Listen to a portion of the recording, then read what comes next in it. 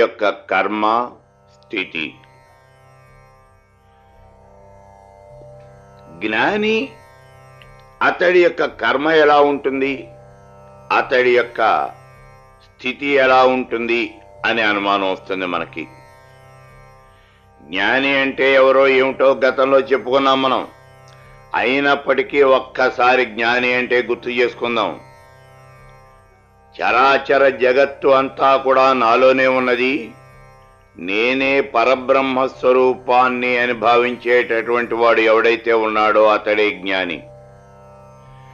ఇతడు ధర్మాధర్మాలకు, సుఖ దుఃఖాలకు, జరామరణాలకు అన్నింటికీ అతీతంగా ఉన్నటువంటి వాడు. సృష్టి స్థితి లయాలకు కూడా అతీతుడైనటువంటి వాడు, కేవలము పరబ్రహ్మ యొక్క స్వరూపమైనటువంటి వాడు. అతడే జ్ఞాని. ఆ విధంగా భావన చేసేటటువంటి వాడే మహాజ్ఞాని. అతడికి మరుజన్మ అనేది ఉండదు. విదేహముక్తి పొందిన తర్వాత, అంటే ఈ శరీరాన్ని వదిలిపెట్టిన తర్వాత అతడి యొక్క జీవాత్మ పరమాత్మలో చేరుతుంది అని చెప్పుకున్నాం. అయితే ఆ జ్ఞాని యొక్క స్థితి, కర్మ అనేవి ఎలా ఉంటాయి అనే విషయం మీద అనేకమైనటువంటి అనుమానాలు వస్తాయి. అందుకని ఆ విషయాన్ని ఇప్పుడు చూస్తూ ఉన్నాం. ఆత్మజ్ఞాన సంపన్నుడే ముముక్షు. అతడు 21 తరాలను తరింపజేస్తాడు. చూడండి, ముముక్షు అయినటువంటి వాడు వంశంలో ఒక్కడు గనక ముముక్షు ఉంటే చాలు, 21 తరాల వారంతా కూడా తరించిపోతారు. బ్రహ్మజ్ఞాన మాత్రం చేత 101 తరాలను తరింపజేస్తాడు. చూడండి, సామాన్యమైనటువంటి విషయం కాదు. ఒక్క బ్రహ్మజ్ఞాని కనుక ఉన్నట్లయితే ఆ వంశంలో ఎంతమంది తరిస్తూ ఉన్నారో చూడండి. జీవాత్మకి ఈ శరీరమే రథం. ఆ రథంలో కూర్చునేటటువంటి రథికుడే జీవాత్మ. ఈ రథానికి సారథి బుద్ధి, మనస్సు, ప్రగ్రహము అంటే పట్టుకునే తాడు, ఇంద్రియాలే అశ్వాలు, విషయాలే మార్గాలు.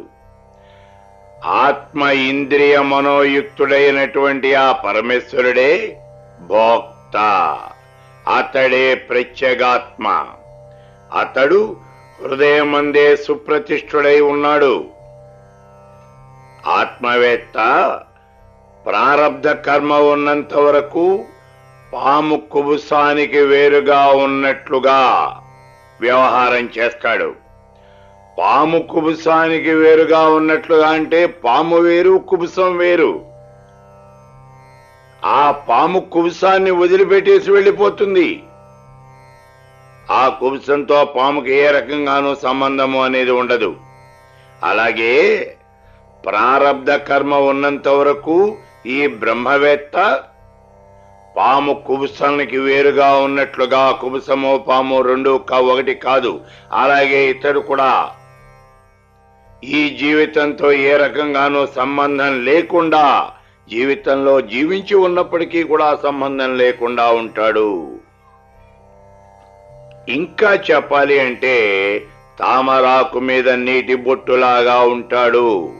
తామరాకు మీద నీటి బొట్టు పడుతుంది, ఆ నీటి బొట్టు అటు ఇటు కదులుతుంది, కానీ తామరాకి మాత్రం నీరంటుకోదు. అట్లాగే అతడు కర్మలు చేస్తాడు, కానీ ఆ కర్మ ఫలితాన్ని మాత్రం తాను పొందడు. కర్మ ఫలితం లేకుండా కర్మలు చేస్తూ ఉంటాడు. జీవన్ముక్తుడైనటువంటి దేహి ఆకాశంలో ఉన్నటువంటి చంద్రుడిలాగా అంతటా సంచరిస్తూ ఉంటాడు. ప్రపంచంలో ఎక్కడైనా తిరుగుతాడు. అతడు తన ఇంట్లో గాని, ఏదైనా ఒక క్షేత్రంలో గాని శరీరాన్ని వదిలిపెట్టి పరమ పదము అని చెప్పబడేటటువంటి ఆ యొక్క కైవల్యాన్ని పొందుతాడు. జ్ఞాని అయినటువంటి వాడు మహత్పద్మాన్ని తెలుసుకొని వృక్షమూలాన కూర్చోవాలి.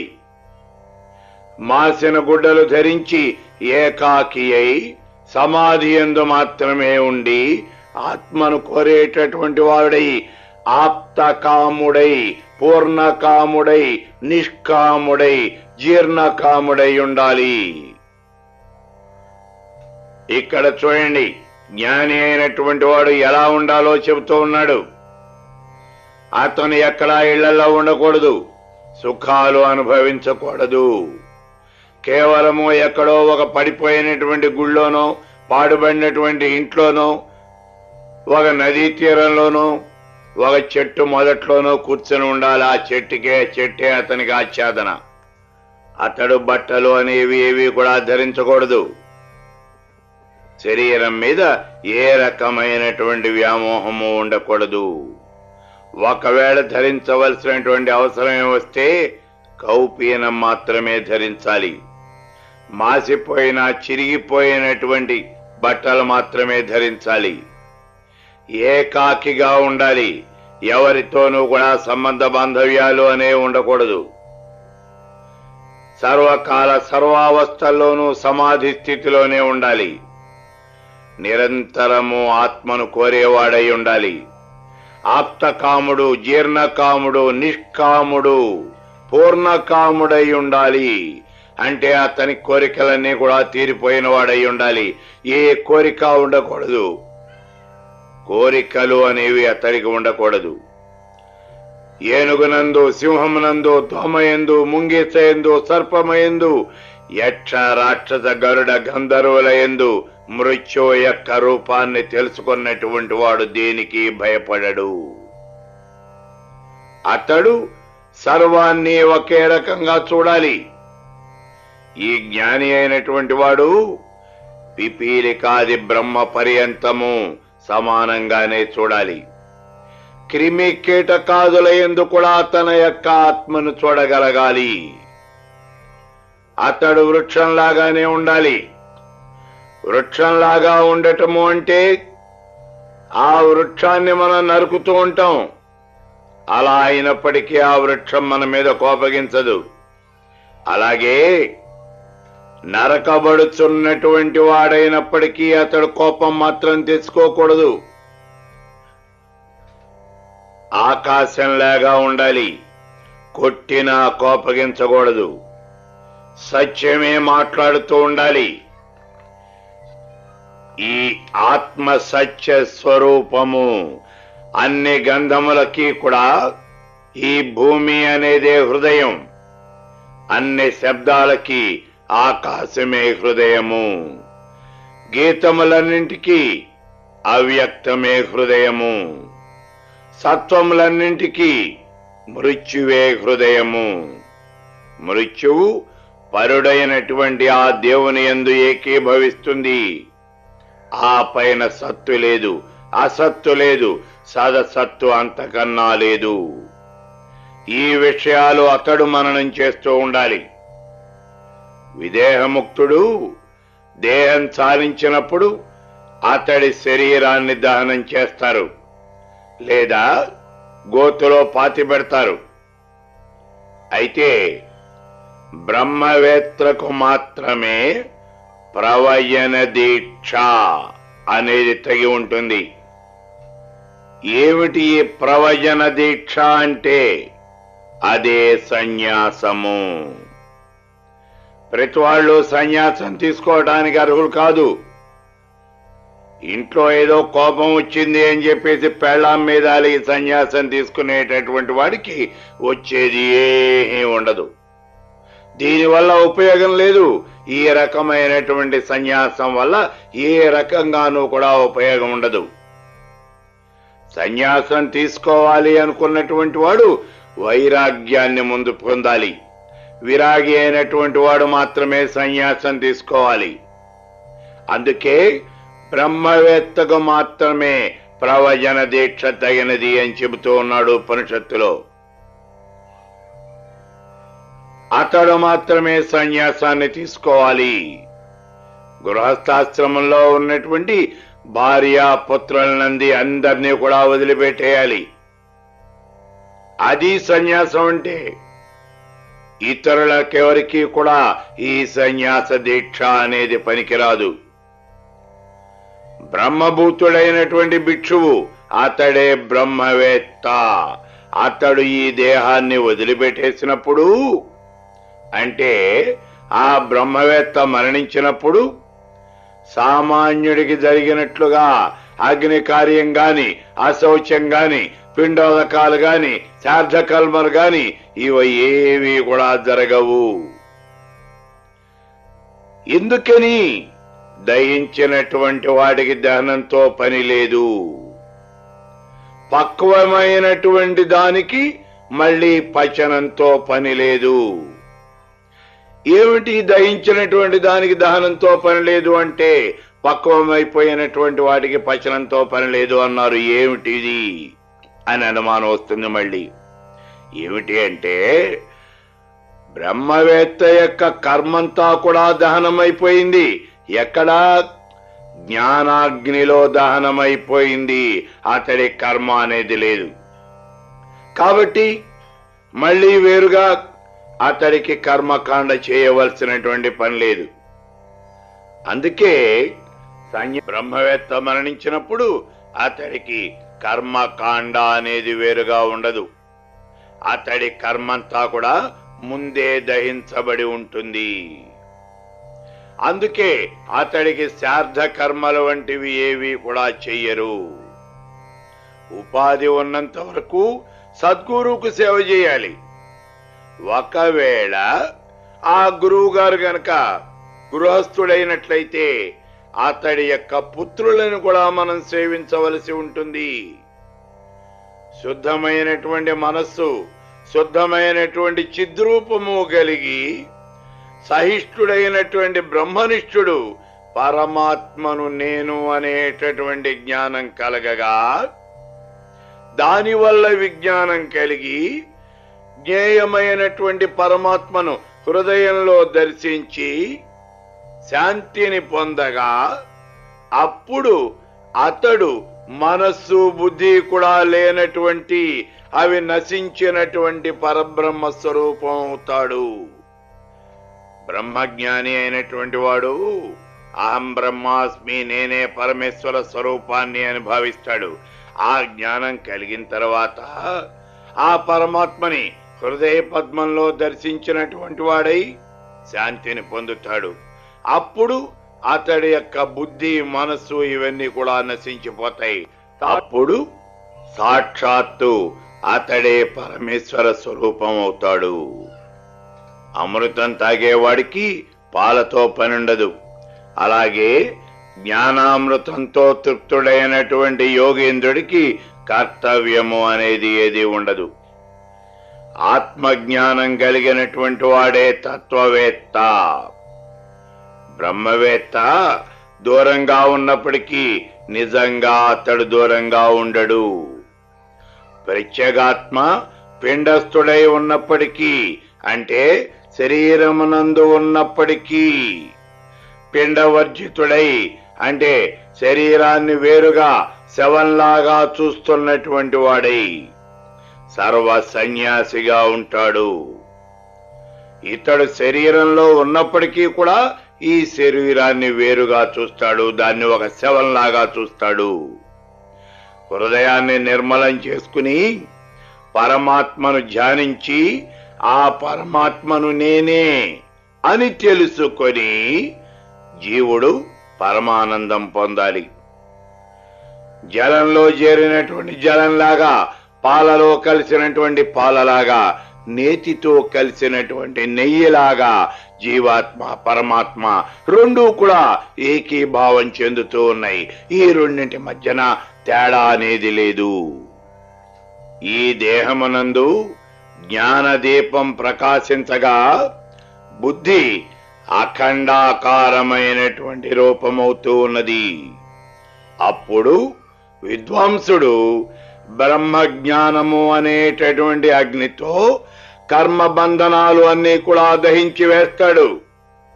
ఆ తరువాత బ్రహ్మవేత్త పవిత్రుడు, అద్వైత రూపుడు అయినటువంటి ఆ పరమేశ్వరునిలో ఆత్మైక్యం పొంది జలంలో జలం కలిసిపోయినట్లుగా స్వాత్మరూపుడై నిరూపాధి సంస్థితుడు అవుతూ ఉన్నాడు. ఆ స్థితిలో ఆత్మకు ఉపాధి అంటే ఆధారము అనేది ఏది కూడా ఉండదు. ఆకాశంలాగా ఆత్మ సూక్ష్మ రూపం కలిగినటువంటిది. వాయువులాగా ఈ ఆత్మ దృష్టికి గోచరించదు. బాహ్యమందు అంతర్మందు కూడా ఆత్మ నిశ్చలమైనది. జ్ఞానము అనేటటువంటి దీపం ద్వారా జ్ఞాని అంతరాత్మను దర్శిస్తూ ఉన్నాడు. బ్రహ్మవేత్త అయినటువంటి వాడు ఎక్కడ ఏ ప్రదేశంలో మరణించినప్పటికీ అక్కడే సర్వగతమైనటువంటి ఆకాశంలాగా లయం పొందుతాడు. మహదాకాశంలో ఘటాకాశం లయమైపోయినట్లుగా ఈ తత్వజ్ఞాని ఆ పరమాత్మ యందు తన ఆత్మను లయం చేసి నిరాలంబయోగ దర్శనం పొందుతాడు. ధ్యానయోగము అనేది చాలా గొప్పది. వేల కొలది సంవత్సరాలు ఒంటి కాలం మీద నిలబడి తపస్సు చేసినప్పటికీ ఒక్క ధ్యానయోగము యొక్క 16వ వంతుతో కూడా అది సమానం కాదు. ఇదే మనం తెలుసుకోవలసినటువంటి జ్ఞానము జ్ఞేయము కూడా. లోకంలో సర్వాన్ని తెలుసుకోవాలి అని ప్రయత్నం చేసేవాడు వేల కొలది సంవత్సరాలు జీవించి కృషి చేసినప్పటికీ కూడా శాస్త్రముల యొక్క సారాన్ని గ్రహించలేడు. అక్షర పరమాత్మను తెలుసుకోవాలి. జీవితము అనేది క్షణభంగురం. శాస్త్ర పరిజ్ఞానాన్ని వదిలిపెట్టి సత్యమైనటువంటి ఆ పరబ్రహ్మను ఉపాసించాలి. మానవుడు బ్రహ్మతత్వాన్ని తెలుసుకోలేనంత వరకు కూడా కర్మలు, శౌచము, జపము, యజ్ఞము, తీర్థయాత్రలు ఇవన్నీ కూడా చేస్తూ ఉండాలి. మహాత్ములైన వాళ్ళందరికీ కూడా అహం బ్రహ్మాస్మి అనేటటువంటి భావనమే మోక్షహేతువు. బంధానికి మోక్షానికి కేవలము ఒక్క అక్షరమే తేడా. మమ అంటే నాది. ఇదే భావం, ఇదే బంధానికి నాంది. నా మమ నాది కాదు, ఇదే మోక్షానికి హేతువు. ఇక్కడ చూడండి, మమ నా మమ ఈ రెండింటికి ఒక్కటే అక్షరం తేడా. నా అనేటటువంటి అక్షరం తేడా ఉన్నది. మమ అనేటటువంటి ఆ పదం ముందు నా అని గనక చేర్చినట్లయితే ఇది నాది కాదు, నాకు దీంతో సంబంధం లేదు అని అర్థం వస్తుంది. అదే మోక్షానికి హేతువు. ఈ భావనతోనే జీవి మోక్షం పొందుతాడు. మనస్సు గనక ఉన్మన భావం పొందినట్లయితే, ఉన్మన స్థితి అంటే మనస్సును దాటినటువంటి స్థితి, మనసు పనిచేయనటువంటి స్థితి. అటువంటి స్థితి గనక చేరినట్లయితే, మనస్సు గనక పని చేయకుండా పోయినట్లయితే ద్వైత భావము అనేది కలగదు. ఉన్మనా స్థితిలో జీవుడికి పరమానందం కలుగుతుంది. మనసు ఏ ప్రదేశానికి పోతుందో అక్కడే పరమ పదము అనేది ప్రాప్తిస్తుంది. పరబ్రహ్మ ఎక్కడ ఉన్నది అంటే, పరబ్రహ్మ సర్వత్రా వ్యాపించి ఉన్నది. సమస్తము బ్రహ్మమయమే. ఈ జగత్తులో బ్రహ్మము కానటువంటి వస్తువు అనేది ఏదీ లేదు. ఆకాశాన్ని ముష్టిఘాతాలతో ముక్కలు ముక్కలుగా చేయవచ్చు. బాగా ఆకలిగా ఉన్నవాడు ఆకలి రాకుండా చేసుకోవచ్చు. అంటే అసాధ్యమైనటువంటి విషయాన్ని కూడా సుసాధ్యంగా చేయవచ్చు. కానీ నేను బ్రహ్మని కాను అని భావించేవాడు మాత్రం మోక్షం పొందలేడు. మోక్షం పొందాలి అంటే అహం బ్రహ్మాస్మి, నేనే పరమేశ్వర స్వరూపాన్ని, నేనే బ్రహ్మని అనే స్థితికి రావాలి. అటువంటి వాడే మోక్షం పొందగలుగుతాడు. అంతేగాని నేను బ్రహ్మని కాను అనేటటువంటి వాడు మాత్రం అతడు ఎప్పటికీ మోక్షాన్ని పొందలేడు అంటూ జ్ఞాని యొక్క స్థితిని ఇక్కడ వివరించడం జరిగింది.